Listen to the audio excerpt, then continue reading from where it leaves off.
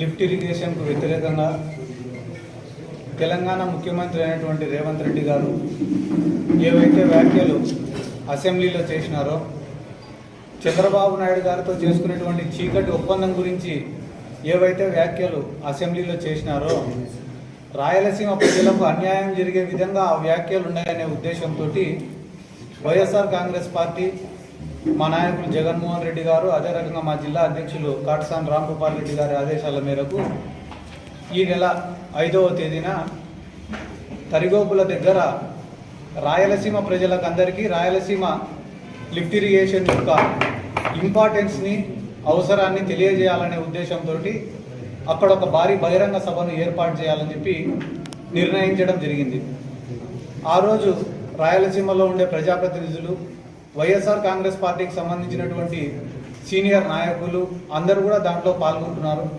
కాబట్టి ఆ కార్యక్రమాన్ని విజయవంతం చేయాలని చెప్పి రాయలసీమ ప్రాంత ప్రజలను, అదే రకంగా నెల్లూరు జిల్లా ప్రజలను అందరినీ కూడా కోరుతున్నాం. ఎందుకంటే ఈరోజు రాష్ట్రంలో ఒక డైవర్షన్ పాలిటిక్స్ తప్ప ఏం జరగడం లే. చంద్రబాబు నాయుడు గారికి ఏదన్నా ఒక స్కీమ్ గురించి అడిగినామంటే వెంటనే రెండో రోజు వైఎస్ఆర్ కాంగ్రెస్ పార్టీ నాయకులపైన కేసన్నా పెట్టాలా, లేదా వైఎస్ఆర్ కాంగ్రెస్ పార్టీ నాయకులపైన దాడులన్నా జరగాల. వెంటనే ఆ ఇష్యూని డైవర్ట్ చేసి ఆ స్కీమ్ గురించి ఎవరు అడగకుండా చేయాలనేదే ఈ గవర్నమెంట్ యొక్క ముఖ్యమైన ఉద్దేశం. కాబట్టి ఇంకా ఎక్కువ రోజులు నిలబడే పరిస్థితి లేదు. ఆల్మోస్ట్ దాదాపు ఇప్పటికి 18 నెలలు అయిపోయింది. ఇంకా కేవలం ఒక 2 సంవత్సరాలు ఉంది. ఆ తర్వాత ఫైనల్ ఎలక్షన్ ఇయర్ వచ్చేస్తుంది. కాబట్టి ఇప్పుడు వాళ్ళకున్న ముఖ్యమైన ఉద్దేశం ఏమిరా అంటే, ప్రతి జిల్లాలో కూడా వైఎస్ఆర్ కాంగ్రెస్ పార్టీకి సంబంధించిన ఒక మేజర్ ముఖ్యమైన నాయకుడిని ఇబ్బంది పెట్టాలా. మీరు ఏ జిల్లా అయినా తీసుకోండి. ఆడ నెల్లూరుకు పోతే కాకాని గోవర్ధన్ రెడ్డి గారి పైన కేసులు పెట్టి దాదాపు ఒక 3-4 నెలలు జైల్లో ఉండేటట్లు చేసినారు. ఆ చిత్తూరు జిల్లాకు పోతే దేవిరెడ్డి భాస్కర్ రెడ్డిని లోపల పెట్టి ఆయనని ఇబ్బంది పెట్టే ప్రయత్నం చేసినారు. నల్లపరెడ్డి ప్రసన్న కుమార్ రెడ్డి గారి ఇంటిపైన దాడి చేసినారు. పల్నాడు జిల్లాకు పోతే పిన్నెల్లి రామకృష్ణారెడ్డి బ్రదర్స్ పైన చేయని నేరానికి డబల్ మర్డర్ కేసు పెట్టినారు. నిన్న అంబటి రాంబాబు గారి పైన దాడి చేసినారు. పేర్ని నాని గారి పైన రోజుకు 10 కేసులు పెడుతున్నారు. పులివెందలలో జెడ్పీటీసీ ఎన్నికలు జరిగితే పోలీసుల దగ్గరుండి ఓట్లు వేసిపోయినారు.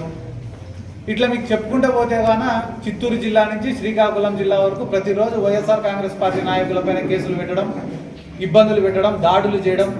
చివరికి సోషల్ మీడియాలో ఎవరైనా చిన్న పిల్లలు వైఎస్ఆర్ కాంగ్రెస్ పార్టీకి మద్దతు తెలిపితే వాళ్ళపైన దాదాపు ఈ రాష్ట్రంలో 10-11 స్టేషన్లలో కేసులు నమోదు చేసి రోజుకొక జైలుకు తిప్పే పరిస్థితి. కాబట్టి ఈ రివెంజ్ పాలిటిక్స్ పైన వాళ్ళ కాన్సన్ట్రేషన్ ఉంది తప్ప ఈ రాష్ట్ర ప్రజలకు ఏమో మేలు చేయాలా, రిఫార్మ్స్ తీసుకొని రావాలా, ఈ రాష్ట్ర ప్రజల యొక్క భవిష్యత్తును తీర్చిదిద్దాలా అనే ఒక ఆలోచన వాళ్లకు లేదు. ఎందుకంటే దానికి ఒక బెస్ట్ ఉదాహరణ ఏం చెప్పాలరా అంటే, తిరుమల తిరుపతి దేవస్థానం, తిరుపతి లడ్డు. ఒక రాష్ట్రంలో ఉండే హిందువులే కాదు, దేశంలో ప్రపంచంలో ఉండే హిందువులందరూ కూడా ఎంతో పవిత్రంగా భావించి తిరుమల దర్శనం చేసుకోవాలని అనుకుంటారు. చంద్రబాబు నాయుడు గారు ఈరోజు రాష్ట్రానికి ముఖ్యమంత్రి. ఒక కుటుంబ పెద్ద ఎట్టుంటాడు, ఒకవేళ కుటుంబంలో ఏదన్నా తప్పు జరిగితే ఆ తప్పును కడుపులో దాచిపెట్టుకొని కుటుంబం పెద్దగా సరిదిద్దాలని అనుకుంటాడు.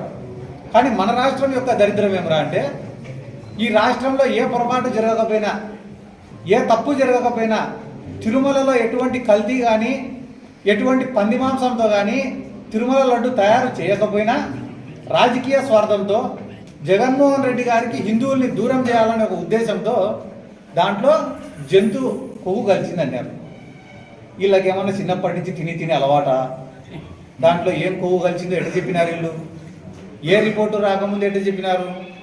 ఫస్ట్ చంద్రబాబు నాయుడు దీనమైన ముఖం పెట్టుకొని యానిమల్ ఫ్యాట్ ఉంది దీంట్లో అన్నాడు. ఏమన్నాడు? యానిమల్ ఫ్యాట్ ఉంది దీంట్లో అన్నాడు. అయిపోతేనే ఆయన పెద్ద తిలకం పెట్టుకొని ఒక ఆయన వచ్చినాడు, పవన్ కళ్యాణ్. అన్అపాలజెటిక్ హిందూ అట. నాకు నోరు కూడా తిరగడంలో పదం అది.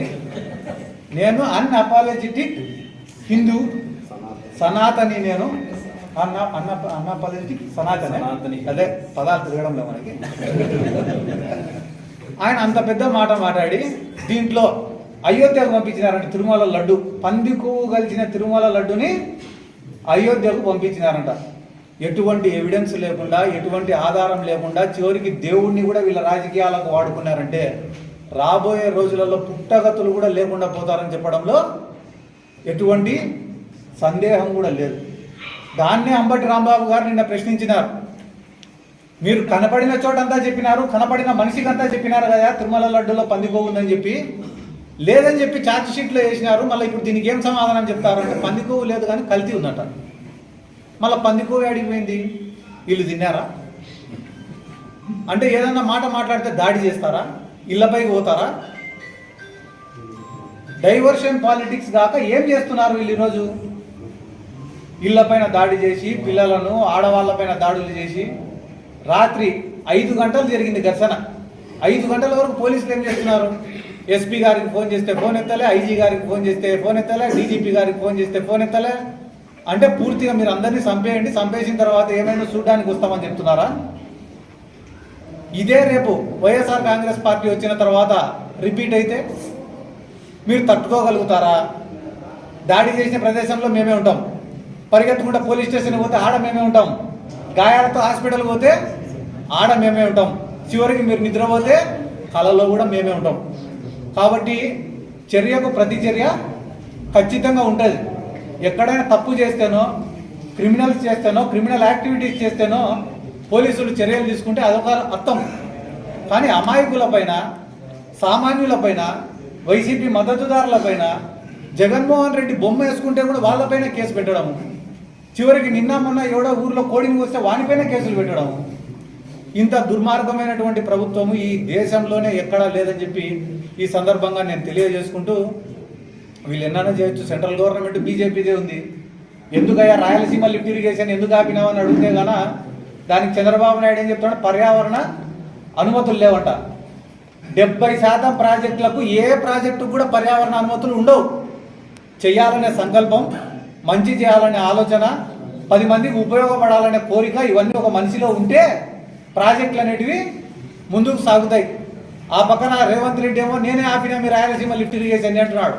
హరీష్ రావు ఏమో రేవంత్ రెడ్డికి ఏమీ తెలీదు, కోర్టుకు పోయింది, పోరాడింది మేము, రాయలసీమ లిఫ్ట్ ఇరిగేషన్ ఆపింది మేము అంటాడు.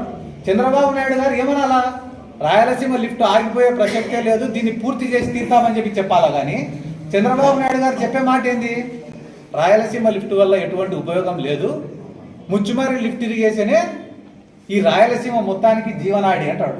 మళ్ళీ ముచ్చుమర్రి లిఫ్ట్ ఇరిగేషన్ అంత జీవనాడి అయితే గన కేసీ కెనాల్ రైతులు ఎందుకు వారం రోజుల ముందర విషం బాటిళ్ళు, ఉరితాళ్ళు పట్టుకొని కేసీ కాలువలో దిగినారు? రేపు 10వ తేదీకో 12వ తేదీకో నీళ్ళు ఆగిపోతాయని చెప్తుంటే రైతులు దేంతో కొట్టాలని ఎందుకు ఎదురు చూస్తున్నారు మిమ్మల్ని? ముచ్చుమర్రి ఎత్తిపోతల పథకం యొక్క కెపాసిటీ ఎంత? 1000 క్యూసెక్కులు పారుతాయంటే కానీ 4 పంపులు, ఒక లిఫ్ట్. అది దాని యొక్క కెపాసిటీ ఎంత? దాంతో రాయలసీమ మొత్తాన్ని నువ్వు సస్యశ్యామలం ఎట్లా చేస్తావు? ఎవరిని తప్పుదారి పట్టియాలనుకుంటున్నావు?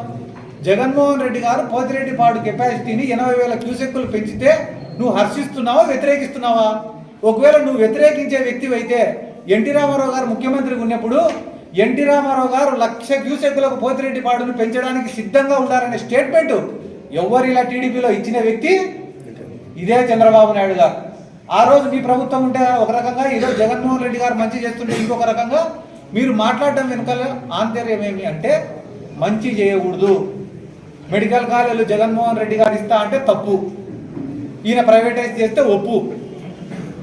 రాయలసీమ లిఫ్ట్ ఇరిగేషన్ జగన్మోహన్ రెడ్డి గారు చేస్తా అంటే తప్పు, ఎన్టీ రామారావు గారు స్టేట్మెంట్ ఇస్తే ఒప్పు.